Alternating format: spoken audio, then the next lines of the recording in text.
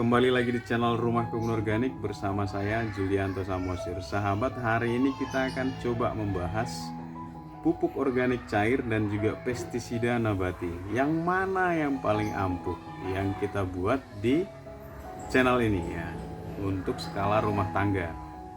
Setidaknya bisa menjaga merawat tanaman kita supaya tetap sehat, tidak dihinggapi hama, dan pertumbuhannya bagus sekali. Itu di belakang sana itu ada sisa-sisa POC dan juga pestisida yang masih ada. Saya akan coba review satu persatu yang mana yang paling bagus. Jadi nanti mungkin sahabat bisa dapat pemahaman yang lebih sederhana ya terkait manfaatnya. Jadi kita akan lihat sendiri, masih ada beberapa pupuk organik yang ada saya buat di situ ya, supaya kita bisa maksimalkan pertumbuhan di pekarangan kita. Kita langsung saja. Jadi sahabat, video ini saya buat untuk menjawab beberapa pertanyaan baik teman-teman dari Indonesia, ada juga yang dari luar negeri, Malaysia, dan juga dari Amerika ya.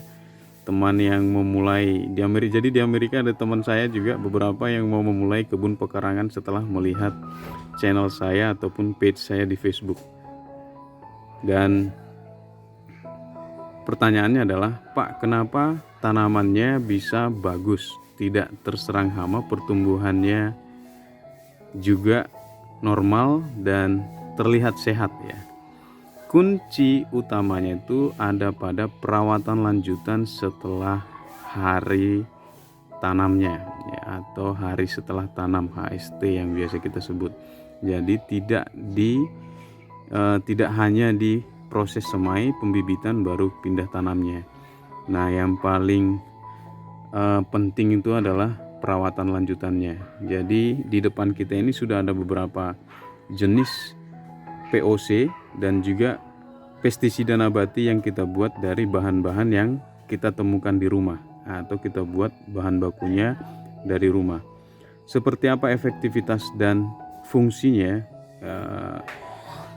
keampuhan dari pestisida ini kita akan bahas satu persatu. Nah, di depan ini sudah ada pestisida yang dari nasi basi.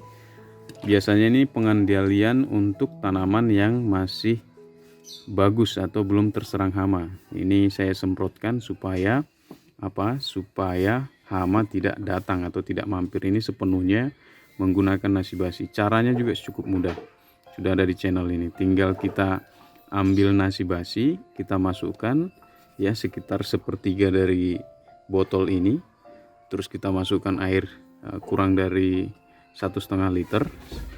Nah, ini kita bisa pakai setelah 24 jam atau 1 kali 24 jam. Sampai kapan ini disimpan? Bisa sampai 1 bulan, tidak masalah ya pestisida ini. Jadi ini biasanya yang saya gunakan untuk pengendalian hama awal ya, fase vegetatif atau masa pertumbuhan tanaman.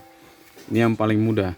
Yang kedua biasanya yang saya sering, ini yang dosisnya lebih keras ya. Ini yang campuran dari bawang putih, terus ini ada daun sirsak dan juga menggunakan lidah buaya sebagai perekatnya. Nah, ini biasanya kalau sudah ada mulai hama yang hinggap di tanaman ya. Jadi ini tadi kalau tanamannya masih aman-aman saja, ini untuk preventionnya atau pengendaliannya awal. Nah, ini kalau sudah ada hamanya, jadi fungsi-fungsi daunnya yang ada atau bahan baku yang ada di dalam ini saya juga sudah jelaskan di cara pembuatannya. Sampai kapan ini bisa disimpan? Baiknya memang setiap pembuatan pestisida itu sekali buat itu habis ya, atau sekali pakai. Tetapi bisa juga kita simpan sampai 3-4 minggu. Hanya baunya nanti akan lebih kuat aja ya. Karena takutnya nanti ada beberapa orang yang tidak suka dengan baunya. Berikutnya pestisida yang lain adalah ini yang baru fresh, yang baru kemarin kita buat. Ini bukan jamu ya, jamu kunyit bukan. Jadi ini nanti selain jadi pestisida, ini yang double fungsi ya. Ini manfaatnya lebih banyak lagi. Selain kita bisa semprotkan, dia bisa juga kita kocorkan sebagai fungisida. Jadi selain mengatasi hama-hama insektisida sebagai insektisida, ini juga bisa sebagai penghilang jamur fusarium ya. Terus jadi apa itu namanya, antranoksa dan beberapa virus yang lain yang biasanya menyerang akar. Ini yang bahan bakunya dari dapur juga, mudah sekali. Kurang dari Rp2.000 kemarin kita dapat 4 liter karena kunyitnya ngambil sendiri di pekarangan ya. Ini ambil sendiri, di sana itu ada tanaman kunyit empon-empon itu. Jahe juga ada di situ. Berikutnya adalah kita ini beberapa pestisida yang masih ada, tapi biasanya saya ada yang dari Intaran atau Mimba, itu juga bagus, dan beberapa pestisida yang lain, tapi saya akan bahas yang ada di sini aja dulu. Terus pupuk organik cairnya yang mana yang paling bagus ya? Kalau pupuk organik cair ini relatif, tapi rata-rata hampir semuanya bagus, tergantung nanti kebutuhan fungsinya dan peruntukannya untuk tanaman. Misalnya ini seperti yang kita buat dari kulit pisang ya. Jadi ini nanti kita bisa pakai molnya, ini kita bisa pakai untuk tanaman yang proses generatif, misalnya untuk bunga dan buah. Ini seperti tanaman cabai saya dan tanaman pare yang masih berbunga dan masih ada calon bakal buahnya, ini saya bisa semprotkan ini ya. Ada juga yang dari, kalau ini untuk kaliumnya saya menggunakan yang dari sabut kelapa. Jadi ini yang di sini ini ada yang dari sabut kelapa, ini bagus sekali karena apa, kandungan kalium yang ada di dalamnya itu, kalsiumnya yang ada di dalam itu bisa membantu kekuatan batang, bunga dan buah juga. Selanjutnya ini ada juga yang dari limbah buah ya, ini kemarin baru saya gunakan juga, saya pakai untuk memupuk tanaman atau menyemprot tanaman di fase generatif juga, seperti itu ya. Dan beberapa POC yang lainnya ini sama, yang dari pisang, dan di sini ada yang dari urea, yang dari pengganti urea ya, untuk nitrogennya yang dari daun gamal yang saya buat skalanya besar jadi 40 liter. Ini udah mau habis juga, tinggal ampasnya yang sudah terurai ya. Dan yang di sana itu ada yang dari bonggol pisang, hampir jarang saya gunakan karena sering juga membuat pupuk organik cair, jadi saya coba ganti-ganti ya, ganti-ganti pemakaiannya.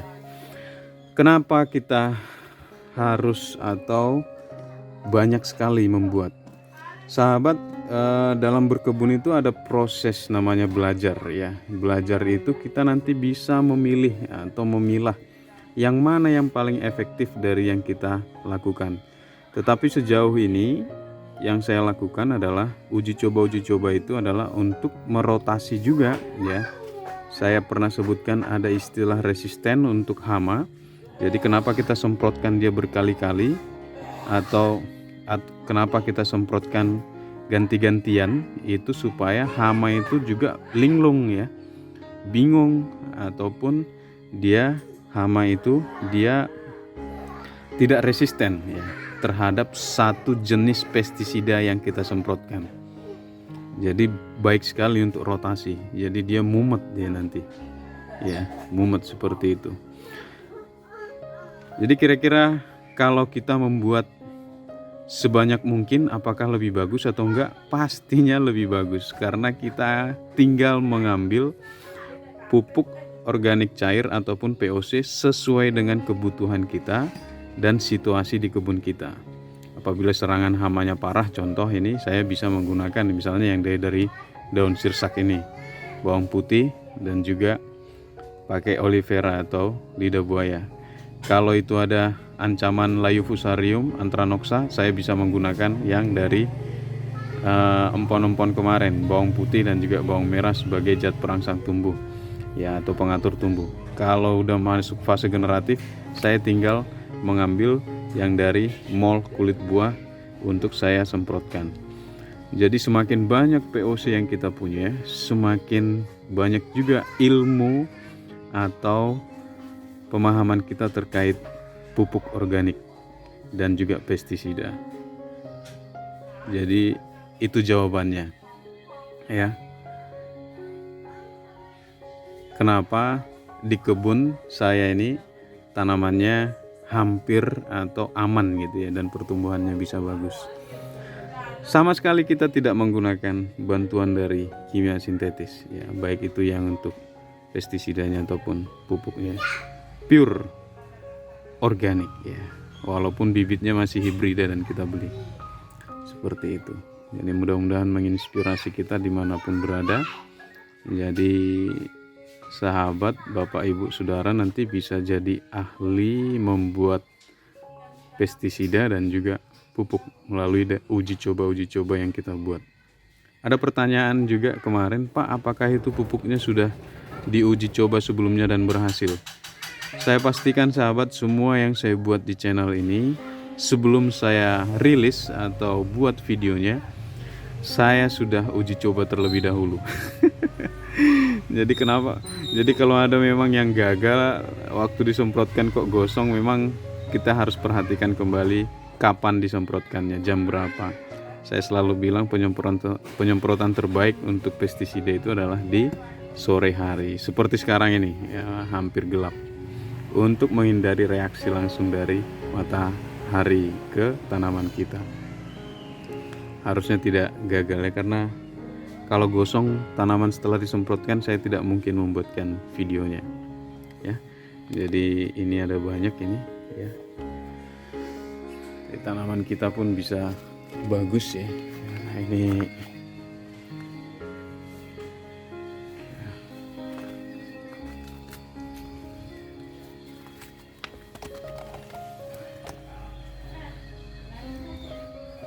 mudah-mudahan menginspirasi dan menambah wawasan kita, jadi kita semakin kaya akan ilmunya ya. Jangan pernah berhenti untuk belajar, dan selagi masih ada waktu, umur tidak pernah menjadi pembatas untuk kita belajar ya.